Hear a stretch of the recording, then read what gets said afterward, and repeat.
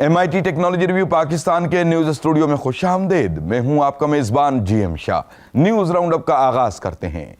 Bulletin के आगाज में आपको बताते हैं कि पंजाब इंफॉर्मेशन टेक्नोलॉजी बोर्ड के तैयार करदा स्मार्ट फूड लाइसेंस सिस्टम के जरिए अब तक 77 मिलियन रुपए इकट्ठे किए जा चुके हैं।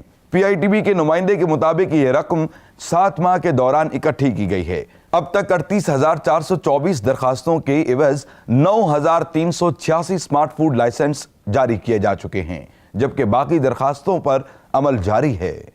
और अब आपको बताते हैं नाजरीन कि आमतौर पर 3D प्रिंटर के जरिए तह दर तह चीजें प्रिंट की जाती हैं, मगर इंग्लैंड के माहिरीन ने 3D प्रिंटर के जरिए प्लास्टिक के लिए एक ही टुकड़े से कुर्सी तैयार करके सबको हैरान कर दिया है।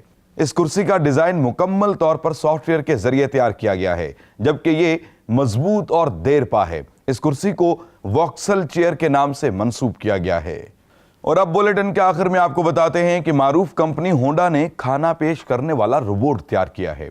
ये खुदकार है, जिसमें रखे गए खाने को ये खुद ब खुद मेहमानों के सामने पेश करता है। इस रोबोट में जदीद सेंसर्स नस्ब किए गए हैं, जिनकी बदौलत ये आपको कहीं पर भी खाना पेश कर सकता है। इस रोबोट को रोबोकास के नाम से मंसूब किया गया है।